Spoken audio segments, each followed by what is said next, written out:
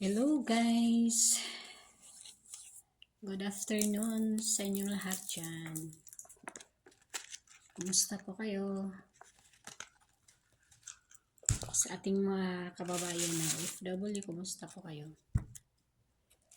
So, marami po tayong mga nararanasan ngayon ng mga pagsubok sa ating mga kababayan. Maraming mga nangyayari na hindi maganda. So, para po sa ating mga kababayan, ingat-ingat po kayo lagi. At saka, lagi po tayo talagang manalangin sa Panginoon. Lagi tayong magdadasal sa lahat.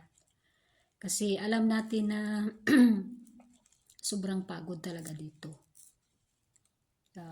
Yung mga trabaho natin sa araw-araw, puyat, mga kulang sa tulog, yung iba pa kulang sa pagkain. So, pray lang tayo lagi na malagpasan lahat ng mga pagsubok na yan. At saka i-pray din po natin ng ating mga employer o mga amo natin na sana hindi na sila ganun sa atin, di ba? Kasi minsan kahit anumang bait natin sa kanila, minsan lumalabas pa rin talaga yung ugali nila. Pero dito sa akin, minsan hindi naman talaga maiiwasan na magagalit sila. Pero iniisip ko na lang sa aking sarili na kung hindi lang nila talaga ako sasaktan, pakakainin lang nila ako ng maayos, patutulugin ng maayos, bigyan ng tulugan na maganda at maayos din, tulugan. Kasi minsan yung kababayan natin is wala silang sariling kwarto nila. Sa akin dito, kampante na ako, okay na ako. Basta wag na nilang gawin yun sa akin. Kahit man minsan ay nagagalit sila na hindi natin alam. Nagagalit sila na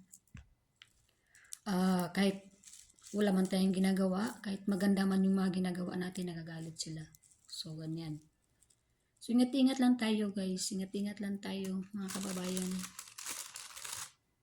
Kasi, isipin na lang natin na nagtatrabaho tayo dito para sa ating pamilya. Lahat ng mga problema sa Pinas, ipagpipray natin. Huwag nating isipin masyado. Kasi alam naman natin na stress pa tayo sa ating trabaho. Minsan stress din tayo sa ating pamilya sa Pinas. Kasi may mga iba't ibang problema talaga tayo sa ating buhay. So yun lang, magpipray lang tayo lagi na malagpasan yung lahat ng yun. Lahat lang yun. Magpipray lang tayo lagi at huwag tayo magpadalos-dalos, magpaano sa ating mga problema. So yun lang po masasabi ko sa inyo, ating mga kababayan. Ingat-ingat po kayo lagi. Huwag po tayong makakalimot sa pagpipray. Bye-bye.